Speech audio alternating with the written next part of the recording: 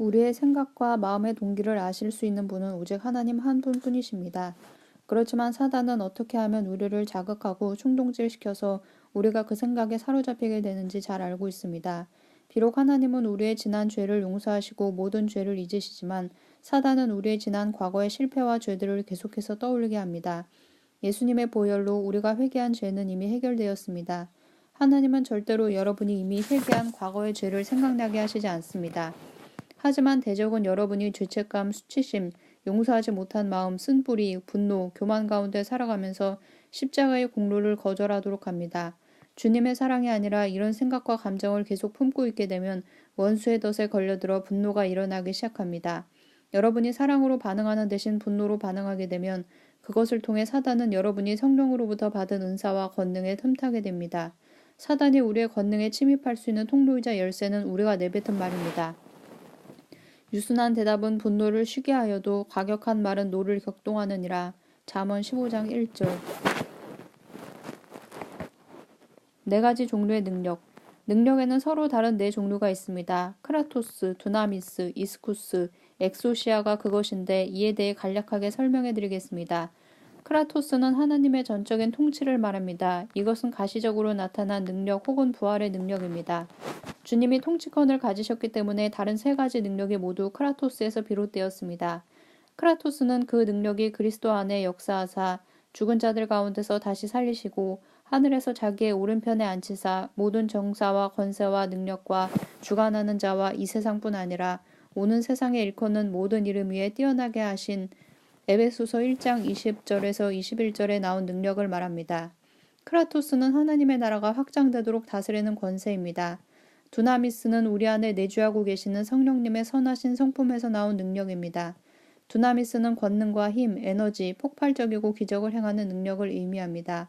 내가 그리스도와 그 부활의 권능과 그 고난에 참여함을 알려하여 그의 죽으심을 본받아 빌립보서 3장 10절. 오직 성령이 너희에게 임하시면 너희가 권능을 받고 사도행전 1장 8절. 예수께서 그 능력이 자기에게서 나간 줄을 곧 스스로 아시고 마가복음 5장 30절. 온 무리가 예수를 만지려고 힘쓰니 이는 능력이 예수께로 나서 모든 사람을 낫게 함이로라. 누가복음 6장 19절. 이스쿠스는 우리에게 나타나고 우리를 통해 풀어지는 무제한적인 능력입니다. 에베소서 1장 19절에 의하면 그의 힘의 강력으로 역사하심을 따라 믿는 우리에게 베푸신 능력의 지극히 크심을 뜻합니다. 엑소시아는 위임받은 권세입니다. 이 권세는 우리가 보내심을 받고 위임받은 분야에서 행사할 수 있습니다.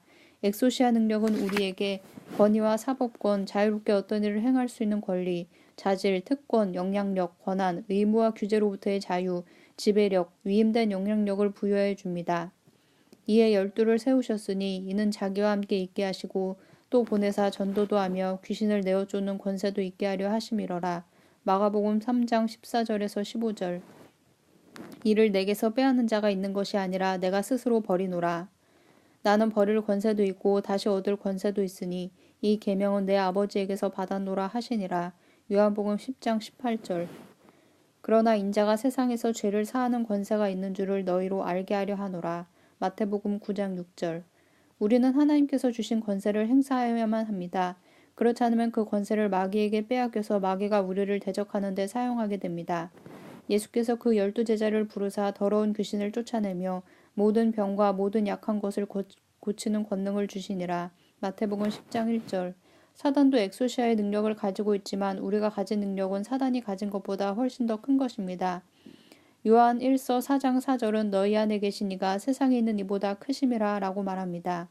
우리 안에 계신 성령님이 대적의 능력보다 크신 분이므로 우리는 혀의 재갈을 물려서 마귀의 능력을 제한할 수 있습니다.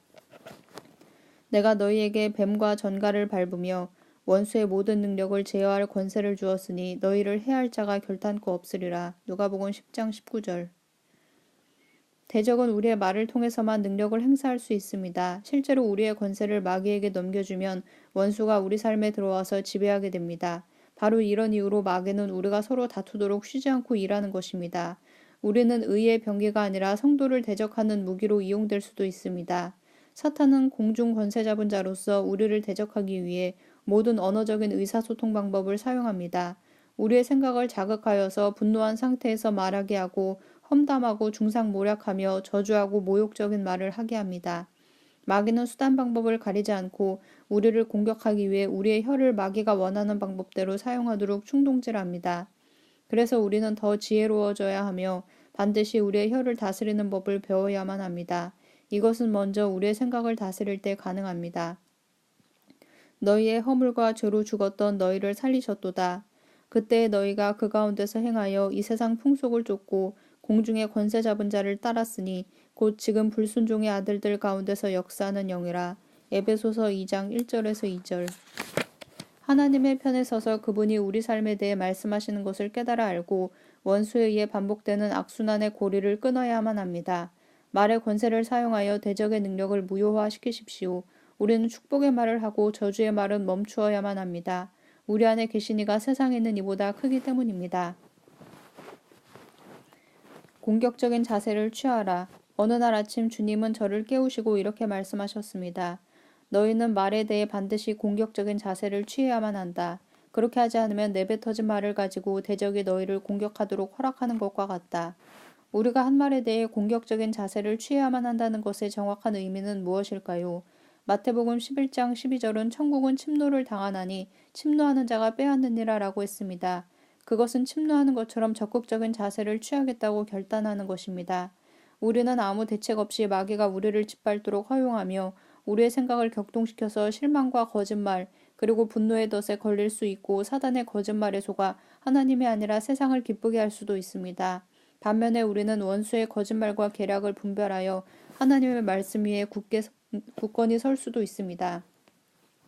예수님께서 성령에 이끌리시어 광야로 가서 마귀에게 40일 동안 시험을 당하실 때 하나님의 말씀을 인용하셨습니다. 예수님은 하나님의 말씀 위에 굳게 서 계셨습니다. 그래서 예수님은 사단에게 3번이나 시험당하셨지만 그때마다 말씀을 인용하시며 마귀를 물리치셨습니다. 논쟁의 여지가 없습니다. 우리도 예수님처럼 하나님의 말씀으로 원수 마귀와 싸워야 합니다. 예수께서 대답하여 가라사대 기록되었으되 사람이 떡으로만 살 것이 아니요 하나님의 입으로 나오는 모든 말씀으로 살 것이라 하였느니라 하시니 마태복음 4장 4절 누가복음 4장 4절. 원수가 우리를 공격하도록 허용하는 일. 우리는 하나님의 말씀 위에 굳게 서서 우리에게 합법적으로 주어진 하나님 나라의 권리에 대해 공격적으로 선포해야 합니다. 그렇게 하지 않으면 원수가 내뱉어진 말을 통해 무슨 일에서든 우리를 공격할 수 있게 권세를 허락해 주는 것과 같습니다. 그리고 사단은 절대로 그 권세를 우리를 위하여 사용하지 않습니다. 그것은 사실상 마귀의 악한 계략에 동조하는 것이며 사악한 일에 대한 동의서에 사인하는 것입니다. 우리는 하나님의 말씀이 우리에 대하여 말씀하고 계신 바를 말로 선포하여야 합니다. 우리는 예수님과 함께 유업을 얻고 이미 천국의 보좌에 앉히심을 받은 자들입니다. 우리는 하늘나라의 권리와 권위를 가지고 있습니다. 그런데 왜 그 권리와 권위를 내어줍니까? 우리는 깨어 일어나 원수를 공격해야만 합니다. 간단하겠지만 단호하게 아니다라고 원수를 향해 외치십시오. 매 순간의 결정은 우리가 하는 것입니다. 여러분이 그렇다 하는 것이 그렇다가 되게 하고 아니다 하는 것이 아니다가 되게 하십시오. 내 형제들아 무엇보다 맹세하지 말지니 하늘로나 땅으로나 아무 다른 것으로도 맹세하지 말고 오직 너희의 그렇다 하는 것은 그렇다 하고 아니라 하는 것은 아니라 하여 죄 정함을 면하라. 야고보서 5장 12절.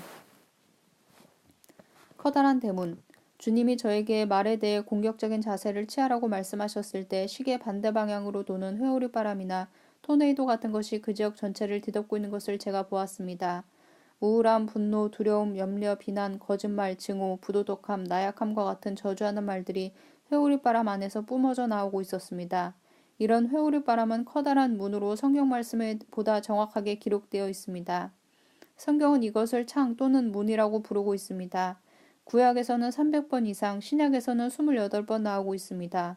서로 다른 두 종류의 문이 있습니다. 하나는 긍정적인 것이고 다른 하나는 부정적인 것입니다.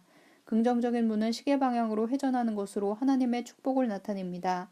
그러나 부정적인 문은 시계 반대 방향으로 회전하는 것으로 원수의 저주를 나타냅니다. 우리가 하는 말이 어떤 권능을 나타낼 수 있는지 예를 들어 보겠습니다. 저는 보통 밥과 함께 집 근처 호수를 산책하는데 이날 아침에는 밥이 혼자서 걷고 있었습니다. 이곳은 매우 안전한 곳임에도 불구하고 밥이 자동차가 있는 곳을 향해 갔다가 젖은 풀을 밟았고 발을 헛디뎌 넘어지게 되었습니다. 이로 인해 밥에 갈비뼈 3개가 골절되었습니다. 그래서 큰 통증뿐 아니라 2개월 동안 아무것도 할 수가 없었습니다. 수년 동안 밥을 향해서 이렇게 말하는 사람들이 있었습니다. 나는 밥이 넘어졌으면 좋겠어. 혹은 나는 정말 밥이 무너지는 것을 보고 싶어 라고 말했습니다. 지금 생각해보면 그들은 밥이 사역에서 실패해서 넘어지는 것을 원했을 것입니다. 원수는 그 말을 밥을 무너뜨릴 수 있는 절호의 기회로 사용했습니다.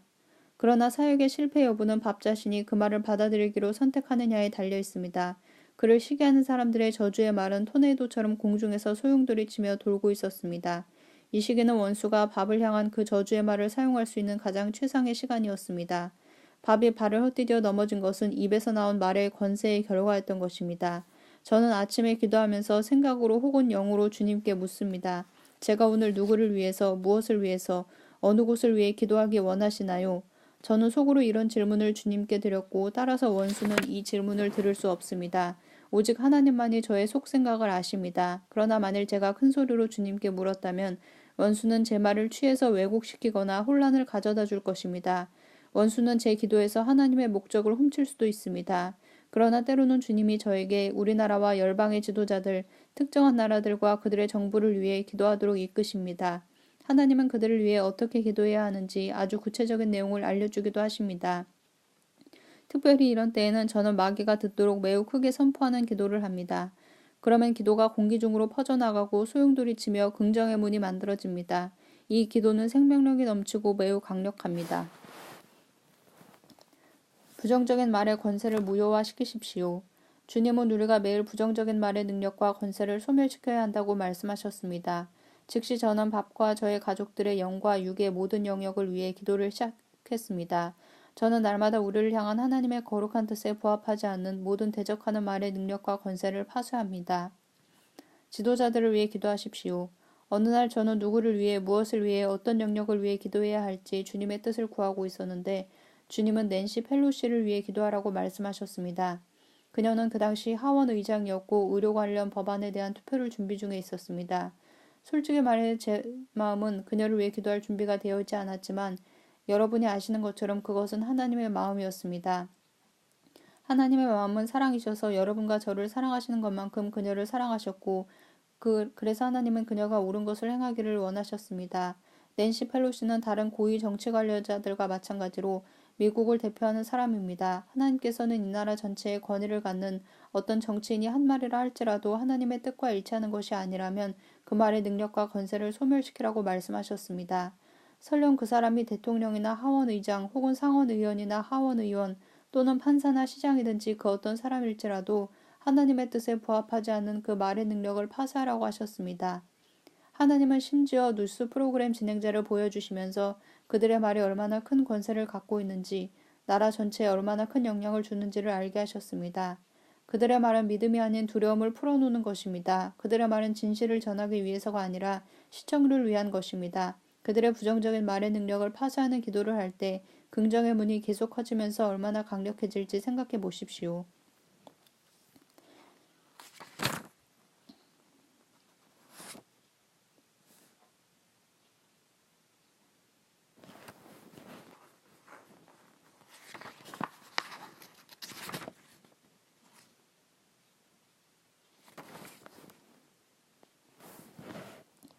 지금은 능력의 때.